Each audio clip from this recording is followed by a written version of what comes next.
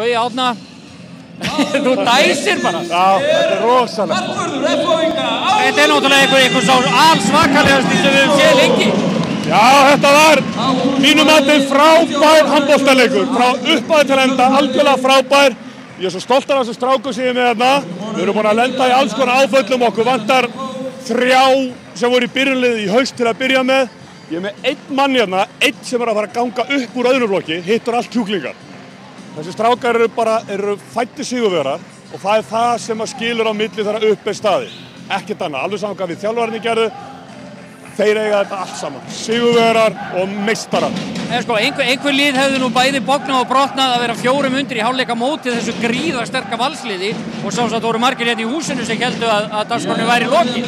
Já, það er alveg satt og það auðvitað fór hann, ég viðurkenni það, en við erum bara búin að lenda svo oft upp við vegg, þessi hóparnir eru búin að vera með þessa strák í 7 ár, búin að vinna titla og þeir lenda oft upp við vegg og þeir ná einhvern veginn alltaf að brjóta sig út úr því. Þetta er element sem er mjög erfitt að kenna. Og þessi strákar eiga mikið hróskilið þegar þetta gríðarlega erfiður leikur, eins og segir Valsararnir með frábært lið, þetta eru unglingalandsmenn í öllum stöðum og þessi strákar eru bara snillingar. Við erum reynda búin að undirbúa okkur rosa vel, búin að skoða Valsararna alveg niður í tætlur, við sem allt, það var ekkert sem kom okkur óvart, en þessi strákar eru bara snillingar, það er bara svoleiðis. En hvað þurftur að breyta einhverjum áherslum eða hvað er það sem gerist í seinni því að sko Valsvörðin virtist halda ykkur svolítið í skefjum í fyrri hálfleik? Já, hún gerði það, við vorum pínlítið hræddir framan af. Þorðum ekki að fara í þessar árástur og í þessi kerfi sem við vorum búin að spila. Vorum aðeins óöfnum með markastana í byrjun. Ég held að þeir hafi verið með 10 mörk í fyrri hálfleik sem voru uppteknum fyrir hálfleik. Ágúst var ekki alveg að treysta því, en við tókum hann bara í hálfleik og hann tók það bara og treysti því öllu sem var búið að teikna upp, enda var það eins og brjálæðingur í seinni hálfleik.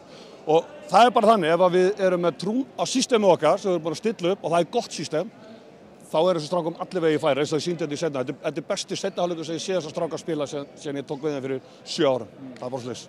Þú ert með einhverja menn hérna sem að, það er náttúrulega sumir að farnir nú þegar að spreyta sig með meistaraflokki, en þetta gefur góð fyrirheit fyrir þann sem koma skal í kriganum. Já, algjörlega, þið sjáu þið bara þessa stráka. Þegar þeir svona ná rónni, þá sjáu þið bara liðsheildinni, sjáu þið samvinnuna og samheldnina í þessu strákum. Þetta er það sem við erum búin að vera að ala upp núna öll þessi ár og við erum náttúrulega bara 2 þjálfarar hérna, það er ekki bara ég.